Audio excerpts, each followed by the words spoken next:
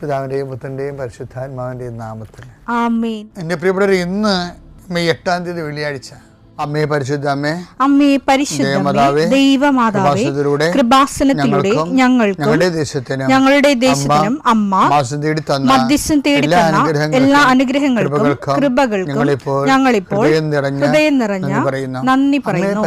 അമ്മേ പരിശുദ്ധമേ, ദൈവമാതാവേ, 2004 ഡിസംബർ 7-ാം തീയതി ഉച്ചകഴിഞ്ഞ് 2:30 കൃപാസനത്തിൽ സംഭവിച്ച അമ്മയുടെ പ്രത്യക്ഷപ്പെടലിനെ കുറിച്ച് തിരുസഭയ്ക്ക് സമർപ്പിച്ചിരിക്കുന്ന പഠനരേഖകളുടെ മേൽ സഭാത്മകമായ പഠനം ആരംഭിക്കുവാൻ ഞങ്ങൾ പ്രാർത്ഥിക്കുന്നു. അമ്മേ പരിശുദ്ധമേ, ഭൂസ്വർലോകങ്ങളുടെ രാജ്ഞിയായ അങ്ങേയ്ക്ക് ഭൗമസംരക്ഷണത്തിനായി പ്രപഞ്ചപ്രകൃതിയെ തന്നെ തിരുസഭ പ്രതിഷ്ഠിക്കുവാൻ ഈ പ്രത്യക്ഷീകരണം വഴി ഇടയാക്കണമേ. പരിശുദ്ധമേ, ജപമാല മാതാവേ, സകല കൃപാസനം പ്രാർത്ഥനയോടും ചേർത്ത് ഞങ്ങളിപ്പോൾ പ്രാർത്ഥിക്കുന്ന ഈ കുടുംബത്തിന്റെ പ്രത്യേക നിയോഗം പറ മക്കളെ.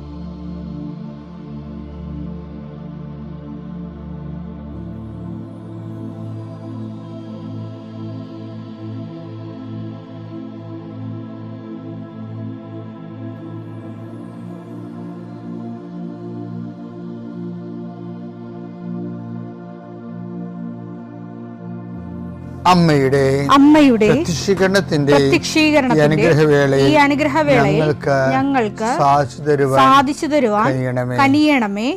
ആമേൻ. വിശ്വാസ പ്രമാണം. സർവശക്തനായ പിതാവും ആകാശത്തിന്റെയും ഭൂമിയുടെയും സൃഷ്ടാവുമായ ദൈവത്തിൽ ഞാൻ വിശ്വസിക്കുന്നു.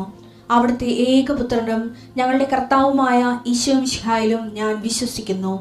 ഈ പുത്രൻ പരിശുദ്ധാത്മാവിനാൽ ഗർഭസ്ഥനായി കന്യകാമറിയത്തിൽ നിന്ന് പിറന്ന് പൊന്തിയോസ് പീലാത്തോസിന്റെ കാലത്ത് പീഡകൾ സഹിച്ച് കുരിശിൽ തറയ്ക്കപ്പെട്ട് മരിച്ച് അടക്കപ്പെട്ട് പാതാളങ്ങളിൽ ഇറങ്ങി മരിച്ചവരുടെ ഇടയിൽ നിന്ന് 3-ാം നാൾ ഉയർത്ത് സ്വർഗത്തിലേക്ക് എഴുന്നള്ളി സർവശക്തിയുള്ള പിതാവായ ദൈവത്തിന്റെ വലതുഭാഗത്തിരിക്കുന്നു.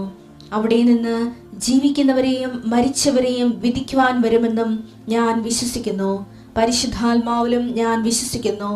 വിശുദ്ധ കത്തോലിക്കാ സഭയിലും പുണ്യവാന്മാരുടെ ഐക്യത്തിലും പാപങ്ങളുടെ മോചനത്തിലും ശരീരത്തിന്റെ ഉയർപ്പിലും നിത്യമായ ജീവിതത്തിലും ഞാൻ വിശ്വസിക്കുന്നു. ആമേൻ. സുഖസ്ഥനായ ഞങ്ങളുടെ പിതാവേ, അങ്ങയുടെ നാമം പൂജിതമാകണമേ. അങ്ങയുടെ രാജ്യം വരണമേ. അങ്ങയുടെ തിരുമനസ് സ്വർഗത്തിലെ പോലെ ഭൂമിയിലും ആകണമേ. അന്നു വേണ്ടുന്ന ആഹാരം ഇന്ന് ഞങ്ങൾക്ക് തരണമേ. ഞങ്ങളോട് തെറ്റ് ചെയ്യുന്നവരോട് ഞങ്ങൾ ക്ഷമിക്കുന്നത് പോലെ ഞങ്ങളുടെ തെറ്റുകൾ ഞങ്ങളോടും ക്ഷമിക്കണമേ. ഞങ്ങളെ പ്രലോഭനത്തിൽ ഉൾപ്പെടുത്തരുതേ, തിന്മയിൽ ഞങ്ങൾ രക്ഷിക്കണമേ. ആമേൻ. നന്മ നിറഞ്ഞ മറിയമേ, സ്വസ്തി. കർത്താവ് അങ്ങയുടെ കൂടെ സ്ത്രീകളിൽ അങ്ങ് അനുഗ്രഹിക്കപ്പെട്ടവളാകുന്നു. അങ്ങയുടെ ഉദരത്തിൻ ഫലമായി ഈശോ അനുഗ്രഹിക്കപ്പെട്ടവനാകുന്നു. പരിശുദ്ധ മറിയമേ, തമ്പുരാന്റെ അമ്മേ, പാപികളായ ഞങ്ങൾക്ക് വേണ്ടി ഇപ്പോഴും ഞങ്ങളുടെ മരണസമയത്തും തമ്പുരാനോട് അപേക്ഷിക്കണമേ. ആമേൻ. കർത്താവേ, നിന്റെ ഉന്നതമായ നാമത്തിന് സ്തോത്രം ചെയ്യുന്നു. കർത്താവേ, നിന്റെ വിശുദ്ധ പൗരോഹിത്യത്തെ മഹത്വപ്പെടുത്തണമേ.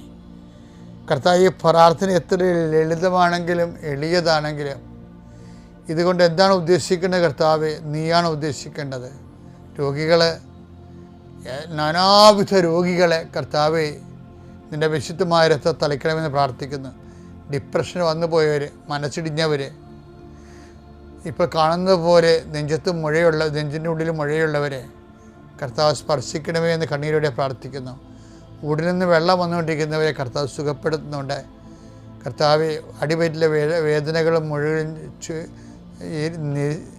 എല്ലാത്തരം അസ്വസ്ഥതകൾ, ഭാരങ്ങൾ, എന്തോ കെട്ടിയിരിക്കണ പോലെ തോന്നുന്ന അവസ്ഥകൾ കർത്താവിൻ്റെ നാമത്തിൽ സൗഖ്യമാകട്ടെ എന്ന് ഈശോനാമത്തിൽ പ്രാർത്ഥിക്കുന്നു. കർത്താവെ, ഇന്ന് ജോലി അന്വേഷിച്ച് പോകുന്നവരെ കർത്താവ് ഓപ്പറേഷന് വേണ്ടി ഒരുങ്ങിക്കൊണ്ടിരിക്കുന്നവരെ, ഓപ്പറേഷൻ 2.5 മണിക്കൂർ ഉണ്ടാകുമെന്ന് കേട്ടപ്പോഴൊരു പ്രയാസം നേടുന്നവരെ, അതിനെക്കുറിച്ച് ഭയങ്ങൾ തോന്നുന്നവരെ, എല്ലാ ഓപ്പറേഷനുകളെയും കർത്താവിൻ്റെ നാമത്തിൽ ഞാൻ ആശീർവദിക്കുന്നു. കർത്താവ് പ്രസവത്തിലെ കുഞ്ഞിന് വെയിറ്റ് കൂടുതലാണ്, സിസേറിയൻ വേണമെന്ന് പറഞ്ഞപ്പോൾ അങ്ങനെ പറഞ്ഞിരിക്കുന്നവർ, അങ്ങനെ ഓരോരോ വിഷയത്തിൽ പ്രസവ സംബന്ധമായ വിഷയങ്ങളിൽ വിഷമിക്കുന്നവരും വേദനിക്കുകയും വീർമുട്ടുകയും ചെയ്യുന്നവരുടെ എല്ലാ ഭാരങ്ങളും മാറി മാതാവ് പ്രസവത്തിൻ്റെ ഓപ്പറേഷൻ്റെ ടൈമിൽ അല്ലെങ്കിൽ പ്രസവത്തിൻ്റെ സമയം നിൻ്റെ കൂടെ കൈകൾ പിടിച്ചുകൊണ്ട് പരിശുദ്ധ അമ്മയെ നിന്നെ ഏൽപ്പിക്കുന്നു. പിതാപുത്രനും പരിശുദ്ധാത്മാവായ സർവ്വേശ്വര എന്നേക്കും ആമേൻ. എൻ്റെ പ്രിയപ്പെട്ടവരെ, ഞങ്ങളെ എൻ്റെ പൗരോഹിത്യത്തിൻ്റെ രജത ജൂബിലി ആഘോഷിച്ചത് 2010. അപ്പോൾ ഞാൻ ഇസ്രയേലിൽ പോയ കാര്യം ഇടയ്ക്കൊക്കെ പറയാറുണ്ട് നിങ്ങളോട്. ഇന്നാൾ പോയായിരുന്നു തേപ്പിക്കാൻ, അതും പറഞ്ഞായിരുന്നു. അപ്പോൾ ആദ്യം പോയ സമയത്ത് നമുക്ക് ഭയങ്കര വിസ്മയമായിരിക്കുമല്ലോ. അപ്പോൾ അവിടെ ഉപ്പുപാറകൾ കാണാൻ പോയി. ലോത്തിൻ്റെ ഭാര്യയൊക്കെ ഉപ്പ് തൂണായിട്ട് നിൽക്കണമെന്ന് ബൈബിൾ പറയണ്ടല്ലേ. അപ്പോൾ നമ്മൾ ഈ ടൂറിസ്റ്റ് കൊണ്ടുപോയിട്ട് ഒരു പാറ കാണിക്കും, ഒരു ചെടുത്തിനെപ്പോലൊക്കെ നമുക്ക് തോന്നും. പക്ഷെ അതിപ്പോഴും അവിടെ ഉണ്ട്. അവിടെ ഒരു സ്ത്രീയെപ്പോലെ നിൽക്കുന്ന ഒരു പാറ ഇങ്ങനെ ഉയർന്ന് നിൽക്കുന്നുണ്ട്. അപ്പോൾ അതിനധികരിച്ച് ടൂറിസ്റ്റുകൾ ഈ ഉപ്പുപാറയുടെ കഥ പറയും.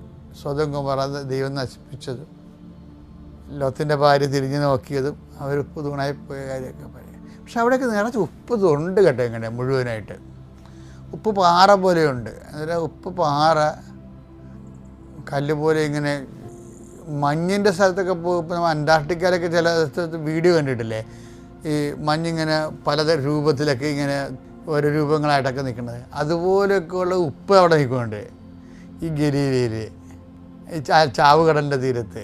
അപ്പം അവിടുന്ന് ഉപ്പ് പൊട്ടിച്ച് കൊണ്ടുപോയി ഒരു ജെറുസലേം ദേവാലയത്തിൽ ഇടുമായിരുന്നു.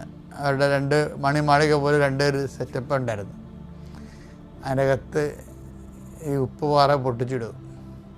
അതെന്തിനാ വെച്ച് കഴിഞ്ഞാൽ ഈ നമ്മൾ ജെറുസലേം ദേവാലയം ഇപ്പോഴും അതിൻ്റെ ഭാഗങ്ങളുണ്ടല്ലോ.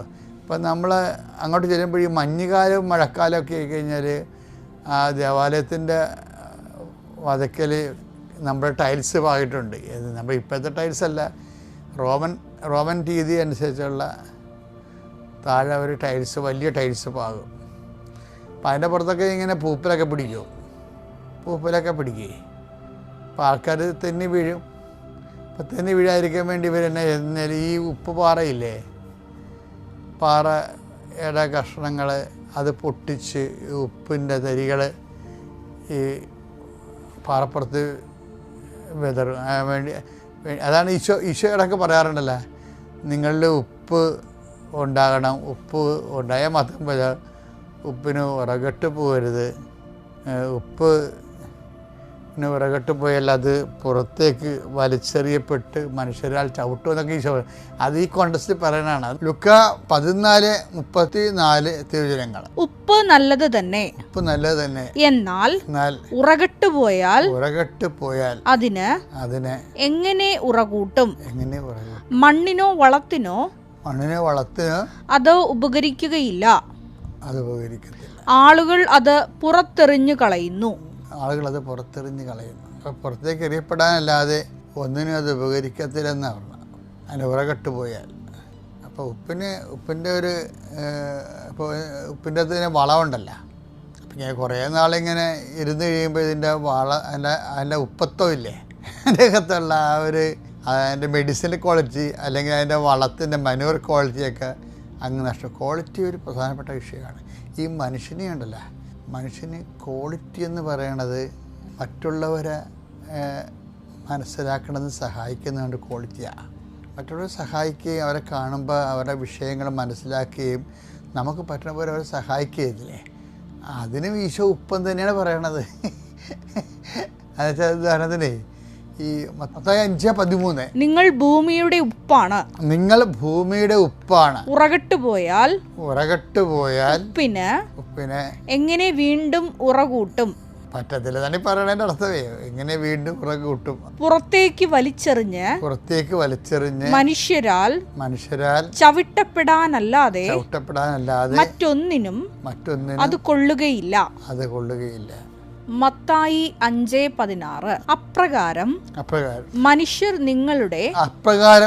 നിങ്ങളുടെ സൽപ്രവർത്തികൾ കണ്ട് സ്വർഗസ്ഥനായ നിങ്ങളുടെ പിതാവിനെ മഹത്വപ്പെടുത്തേണ്ടതിന് നിങ്ങളുടെ വെളിച്ചം അവരുടെ മുൻപിൽ പ്രകാശിക്കട്ടെ. ഒരു വാക്ക് മനസ്സിലായി. അതായത് ഉടമ്പടിയുടെ ഏറ്റവും വലിയ കാതലെന്ന് പറഞ്ഞ ഇതാണ്. എന്താണ്? സൽപ്രവൃത്തികൾ അല്ലെങ്കിൽ കൃപാവര പ്രവൃത്തികളെന്ന് പറയും. കൃപാസന സൽപ്രവൃത്തികളെന്ന് പറയത്തില്ല. കാര്യം ബൈബിൾ തർജ്ജമ ചെയ്യുമ്പോൾ ബൈബിളിൻ്റെ ഫീലാണ് തർജ്ജമ ചെയ്യേണ്ടത്. ചില പാട്ടുകളൊക്കെ നമുക്ക് മനോഹരമായി തോന്നുന്നത് എന്താണ്? ഇപ്പം കളിവീട് ഉറങ്ങിയല്ലോ എന്നൊക്കെ പറഞ്ഞ് പാടത്തില്ലേ? കളിവീടുറങ്ങിയല്ലോ എന്ന് പറയുമ്പോൾ അത് ഫീല് ചെയ്യും ആൾക്കാർക്ക്. ആ സിറ്റുവേഷൻ ഫീലിംഗ് എന്ന് പറയുന്നത് ഒരു പ്രധാനപ്പെട്ട വിഷയമാണ്. ബൈബിളിൽ തർജ്ജമ ചെയ്യുമ്പോൾ സിറ്റുവേഷൻ ഫീലിംഗ് പോകരുത്. എന്താ കാര്യം വെച്ച് കഴിഞ്ഞാൽ ഇപ്പം കൃപാസനം സൽപ്രവൃത്തി എന്ന് പറയും. സൽപ്രവൃത്തി എനിക്ക് ഈ കർത്താവിന് മുമ്പ് സൽപ്രവൃത്തി ഉണ്ടായിരുന്നല്ലോ. ഇവിടെ സൽപ്രവൃത്തിക്ക് വില കുറവുണ്ട്. ആൾക്കാർക്ക് സൽപ്രവൃത്തി ഇല്ലാഞ്ഞിട്ട് കുറേ സൽപ്രവൃത്തി പഠിപ്പിക്കാനാണ് ഈശോ വന്നത്? അല്ല. കൃപാവര പ്രവൃത്തികൾ എന്ന് പറഞ്ഞാൽ എന്താണ്? ദൈവ മഹത്വത്തിൻ്റെ പ്രവൃത്തികളാണ്. അപ്രകാരം മനുഷ്യർ നിങ്ങളുടെ സൽപ്രവൃത്തികൾ കണ്ട് സ്വർഗസ്ഥനായ നിങ്ങളുടെ പിതാവിനെ മഹത്വപ്പെടുത്തേണ്ടതിന് നിങ്ങളുടെ വെളിച്ചം അവരുടെ മുൻപിൽ പ്രകാശിക്കട്ടെ. ഇതാണ് കൃപാസന സൽപ്രവൃത്തികൾ പറയത്തില്ലെന്ന് പറയണത്. എന്താ കാര്യം? പിതാവിനെ മഹത്വപ്പെടുത്തുന്ന പ്രവൃത്തി സൽപ്രവൃത്തിയല്ല. അത് പിതാവിനെ ഒരാളിനെ മഹത്വപ്പെടുത്തണമെങ്കിൽ യേശുക്രിസ്തുവിലൂടെ പറ്റത്തുള്ളൂ. കാര്യം പിതാവിൻ്റെ കൃപ നമ്മൾക്ക് ദൃശ്യമായതും സംരഭ്യമായതും യേശുക്രിസ്തുവിലൂടെയാണ്. ഇപ്പം നമ്മൾ ചെയ്യുന്ന പ്രവൃത്തികളെല്ലാം യേശുക്രിസ്തുവിലൂടെയാണെന്ന് പ്രവർത്തിക്കുന്നത്. അത് സൽപ്രവൃത്തിയല്ല. ക്രിസ്തുവിലൂടെ പ്രവർത്തിക്കുന്ന എല്ലാ പ്രവൃത്തികളും നമുക്ക് കൃപ തരുന്ന കൃപാവര പ്രവൃത്തികളാണ്. ആ കൃപാവര പ്രവൃത്തികളെയാണ് ഈശോ പറയണത്, നിങ്ങളുടെ സത്ത് പോകരുത്. സത്ത് പോയാൽ പിന്നെ പുറത്തോട്ട് വലിച്ചെറിയേണ്ടി വരും എന്നൊക്കെ പറയണത്. ഇതിൽ ഈശോ അത് പറയണത് പറഞ്ഞില്ലേ, നിങ്ങളിൽ ഉപ്പുണ്ടായിരിക്കട്ടെ എന്നൊക്കെ ഈശോ പറയണില്ലേ? മർക്കോസ് 9:50. ഉപ്പ് നല്ലതാണ്. ഉപ്പ് നല്ലതാണ്. എന്നാൽ ഉറകട്ട് പോയാൽ പിന്നെ എന്തുകൊണ്ട് അതിന് ഉറകൂട്ടും? നിങ്ങളിൽ ഉപ്പ് ഉണ്ടായിരിക്കട്ടെ. ക്രിസ്ത്യൻ ക്വാളിറ്റേറ്റീവ് മാൻ. അത് ഉടമ്പടി അതാണ് നമ്മൾ ആവശ്യപ്പെടുന്നത്. എന്താണ്? നിങ്ങൾക്കും നാട്ടുകാർക്കും ദൈവത്തിന് വിലയില്ലാത്ത ഒരു അവതാരം.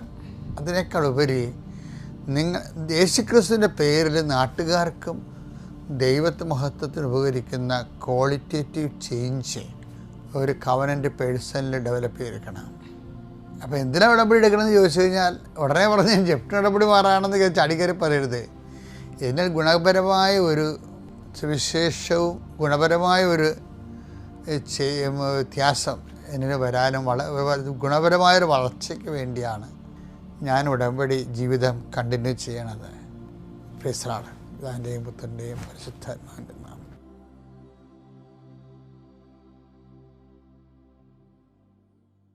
അത്യപൂർവ ദൈവാനുഭവങ്ങൾ ഇനി നിങ്ങൾക്കും സ്വന്തം. ഈ യൂട്യൂബ് ചാനൽ ഇതുവരെ സബ്സ്ക്രൈബ് ചെയ്തിട്ടില്ലെങ്കിൽ ഇപ്പോൾ തന്നെ സബ്സ്ക്രൈബ് ചെയ്യുക.